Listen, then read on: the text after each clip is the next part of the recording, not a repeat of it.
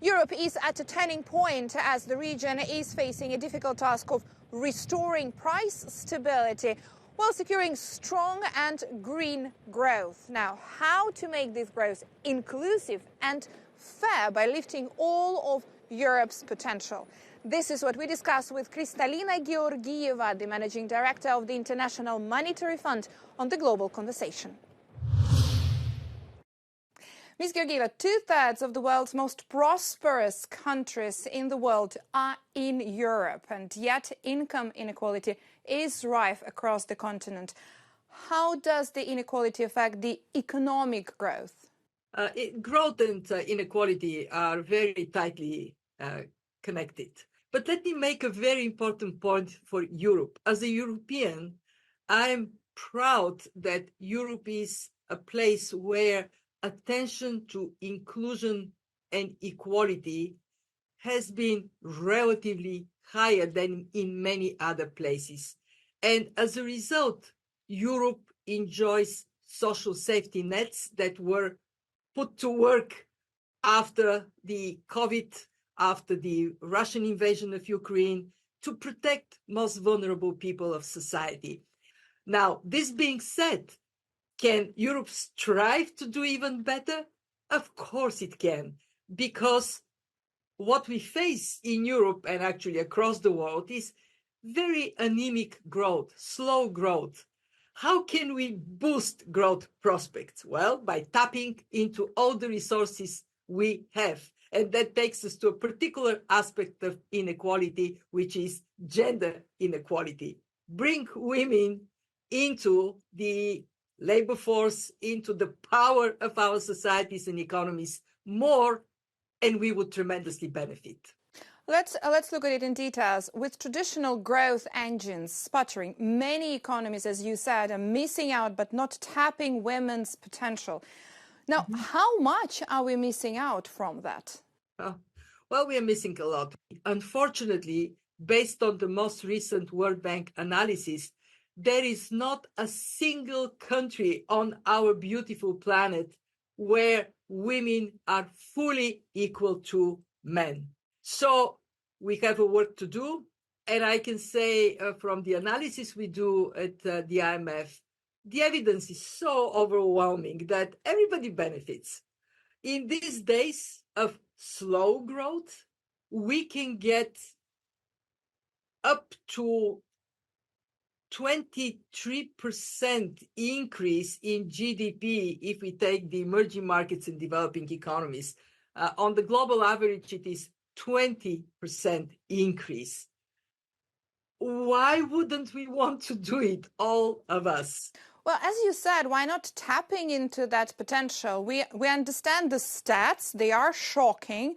We know the reasons. We know the possible benefits. How else can we push to make that happen? The way to push is to have credible data-based policy foundation. There is a very important closing the data gaps initiative that the G20 has promoted. And part of it is to have credible data on the distribution of income, on what we should know when we make decisions as to how to eliminate these barriers. We know that tax policies can help. We know that investment in early child care can help. We know that safe transportation can help, that women are not afraid to get on a bus or on metro. And we also know that how women are treated by the financial system can help.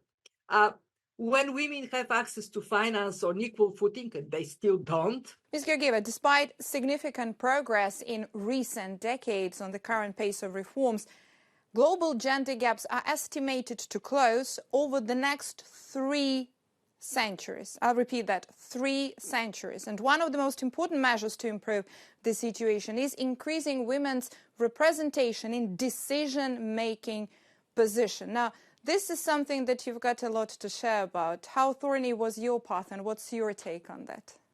Well, I started my professional career as a young professor in Bulgaria. And from early days, one thing was clear to me, that to be treated as equal I have to work harder than my male colleagues. And I regret to say that has remained my experience almost throughout my whole professional life. So what I can tell women, young women in particular, is despite of that, there may be obstacles, but one, you can do it. You're strong, you're smart, you're beautiful. You can step forward for yourself, but also to contribute to society by doing so. Two, when you do it, and that is a very important lesson I learned personally, and I saw it time and again in my professional life, believe in yourself. Do not hesitate to present your credentials with confidence. I'll tell you a small story from Brussels. When I was vice president for human resources, we had a very important target to increase women in senior positions to 40%. And I can say the Commission did a great job. Target is met. But one thing that I noticed was we have two finalists, a man and a woman. They're being interviewed. They're both having against 5 criteria, some strengths and some weaknesses. They cover 3 of the 5, less so the other 2.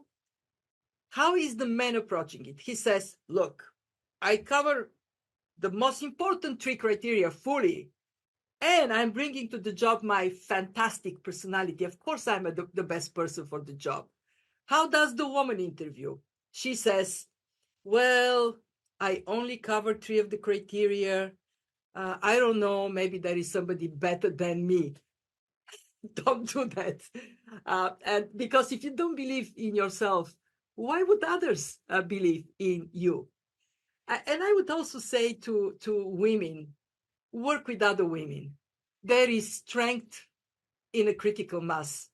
I see it everywhere. I see it at the fund. I saw it at the World Bank. I saw it in the European Commission.